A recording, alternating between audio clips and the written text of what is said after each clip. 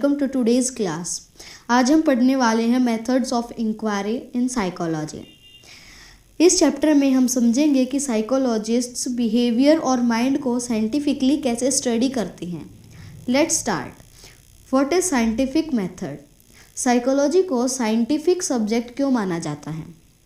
क्योंकि यहाँ रिसर्च एक साइंटिफिक प्रोसेस से होता है जिसे हम साइंटिफिक मेथड कहते हैं। इस मेथड में 4 मेजर स्टेप्स होते हैं। फर्स्ट स्टेप है ऑब्जर्वेशन। पहले बिहेवियर को ध्यान से ऑब्जर्व किया जाता है। सेकंड है हाइपोथेसिस, फिर गैस किया जाता है और टेस्टेबल आइडियाज़ बनाए जाते हैं। थर्ड है टेस्टिंग। टेस्टिंग में डाटा कलेक्ट करके हाइपोथेसिस को टेस्ट किया जाता है। फोर्थ है एनालिसिस, और लास्ट में रिजल्ट को एनालाइज करके कंक्लूज़न निकाला जाता है। फुल डाटा का कंक्लूज़न निकाला जाता है। इसमें साइंटिफिक मेथड इंश्योर करता है कि साइकोलॉजी पर्सनल ओपिनियन नहीं बल्कि रियल एविडेंस पर बेस्ड है। एविडेंस आप समझ रहे होंगे, एविडेंस यानी प्रूफ। अगला है ऑब्जर्वेशनल मेथड। नेक्स्ट मेथड है ऑब्जर्वेशन, जिसमें रिसर्च सिर्फ बिहेवियर को देखता है बिना इंटरफेयर किए। ऑब्जर्वेशन 2 टाइप के होते हैं। फर्स्ट है न्यूरलिस्टिक ऑब्जर्वेशन। यहाँ बिहेवियर को उसकी नेचुरल सेटिंग में ऑब्जर्व किया जाता है।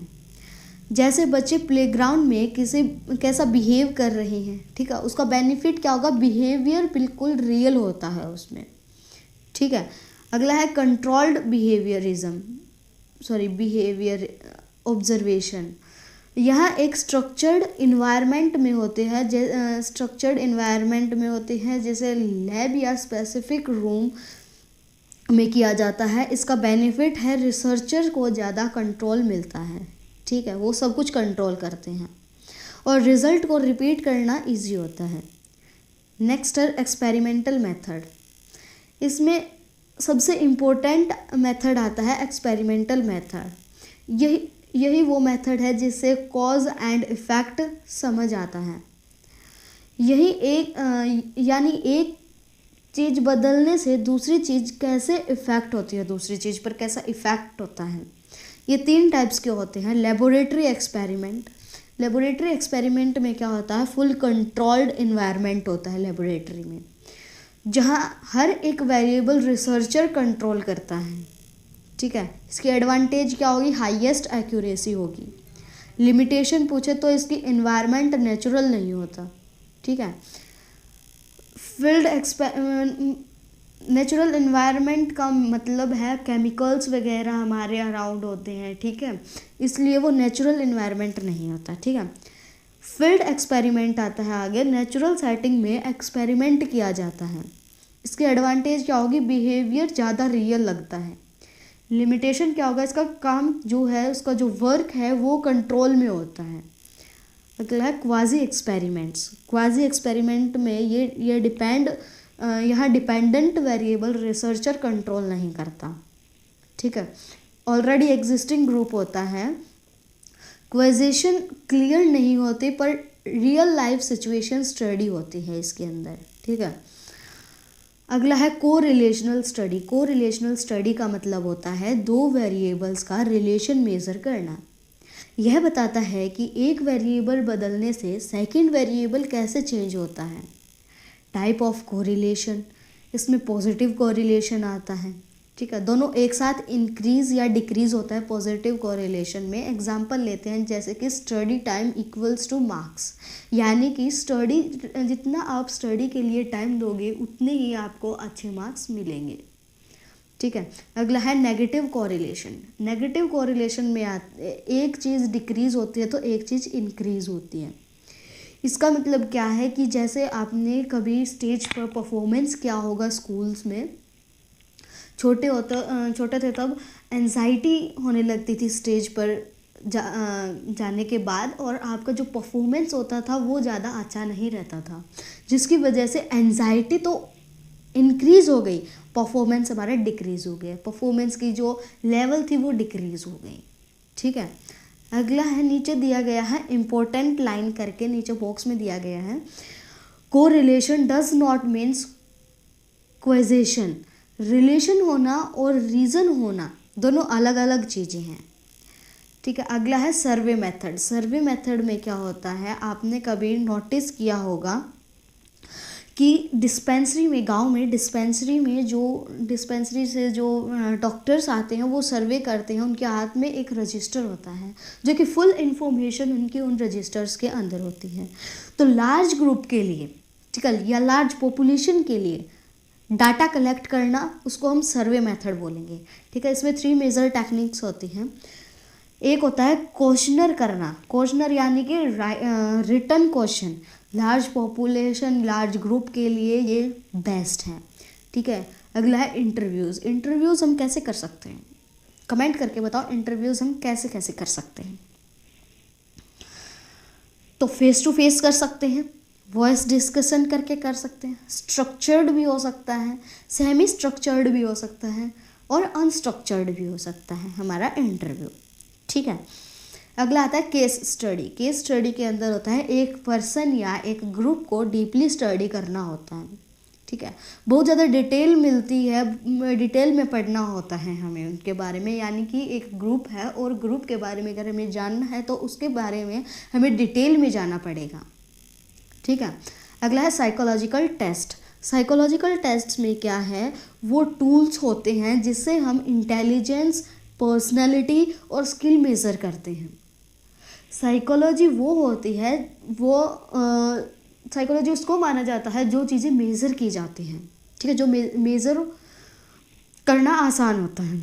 एक अच्छा साइकोलॉजिकल टेस्ट हमेशा वैलिड और रिलेबल होना चाहिए, ठीक है। टेस्ट के टाइप्स होते हैं। फर्स्ट आता है इंटेलिजेंस टेस्ट, उसके अंदर आईक्यू मेज़र करने के लिए यूज़ होता है हमारा इंटेलिजेंस टेस्ट।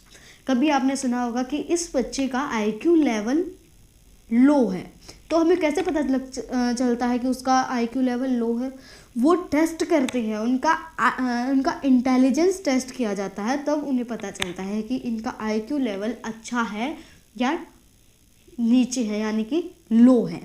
अगला आता है पर्सनालिटी टेस्ट। पर्सनालिटी टेस्ट के अंदर ट्रेट्स और बिहेवियर पैटर्न को समझा जाता है, ठीक है, उनको समझा जाता है कि इस बंदे की पर्सनैलिटी कैसी होगी, ये किस तरह का बिहेव कर रहा है, उसके बिहेवियर से ही, उसके जो बिहेव करने का पैटर्न है उससे ही हम समझ सकते हैं कि ये किस टाइप का बंदा होगा, इसकी किस टाइप की पर्सनैलिटी होगी।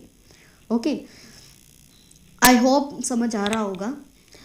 Aptitude test.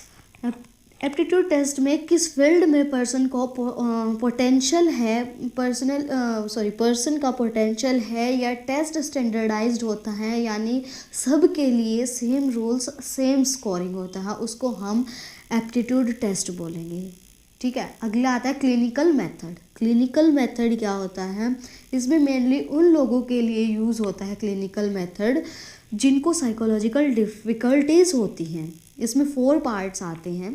Case history. Case history में क्या होता है, पर्सन का बैकग्राउंड समझा जाता है, वो किस बैकग्राउंड से है, किस टाइप का बैकग्राउंड है उसका, उसकी हिस्ट्री कैसी है, ठीक है, उसको हम ऐसे हिस्ट्री बोलेंगे।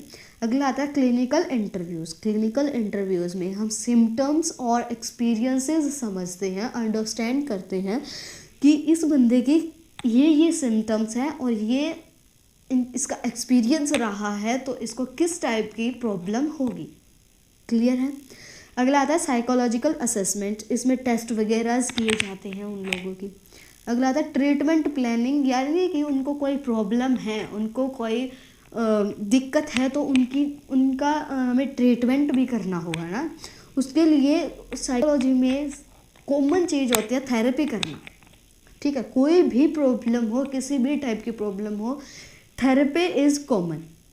ओके, तो ये मेथड यूनिक केसेस को डीपली समझने के लिए बहुत यूज़फुल होते हैं, ठीक है। अगला है एथिकल कंसिडरेशन। एथिकल कंसिडरेशन में हम साइकोलॉजी में रिसर्च करते समय एथिकल फॉलो करना बहुत ज़्यादा इम्पोर्टेंट है, ठीक है। मेजर एथिकल प्रिंसिपल्स हैं इन्फॉर्म्ड कंसेंट। इन्फॉर्म्ड कंसेंट के अंदर हम पार्टिसिपेंट को सब इन्फॉर्मेशन देते हैं, सारी इन्फॉर्मेशन दी जाती है, ठीक है, पार्टिसिपेंट्स को। अगला है कॉन्फिडेंटलिटी। कॉन्फिडेंटलिटी के अंदर डाटा सेफ रहता है, प्राइवेट रखा जाता है किसी भी पर्सन का, ठीक है, क्लियर है। अगला आता है प्रोटेक्शन फ्रॉम हार्म। किसी को किसी भी तरह का हार्म ना हो उसको प्रोटेक्ट किया जाता है, जैसे कि फिजिकल या मेंटल हार्म ना हो उसको, उसके लिए हम प्रोटेक्ट करते हैं, ठीक है। अगला आता है डेब्रीफाइंग। डेब्रीफाइंग का मतलब क्या है, स्टडी के बाद पार्टिसिपेंट्स को पूरा प्रोसेस बताया जाता है कि ऐसे ऐसे होता है, इसको ऐसे ऐसे किया जाता है, ठीक है, इसको हम डेब्रीफाइंग बोलेंगे। सो लास्ट स्लाइड है ये की टेकवेज। की टेकवेज में क्या है, ओवरऑल साइकोलॉजी में एक सिंगल परफेक्ट मेथड नहीं होता है, ठीक है। अलग अलग क्वेश्चन होंगे, उसको बताने का अलग अलग तरीका होगा, अलग अलग मेथड्स होंगे, ठीक है। रिसर्च में हमेशा वैलिडिटी होनी चाहिए भाई, रिलेबिलिटी होनी चाहिए, एथिक को ही प्रायोरिटी दी जाती है। यानी कि साइकोलॉजी के अंदर रियल चीज़ें होनी चाहिए, रियलिटी होनी चाहिए, ठीक है, वैलिड होना चाहिए, सब ठीक होना चाहिए, गलत कुछ नहीं होना चाहिए, उसको सबसे ज़्यादा प्रायोरिटी दी जाती है साइकोलॉजी के अंदर। सो यहाँ पे आपका चैप्टर कंप्लीट होता है, methods of inquiry in psychology. तो please subscribe my YouTube channel, like and also comment down आपको कैसी लगी है वीडियो। नेक्स्ट चैप्टर के लिए कमेंट करो। Thank you.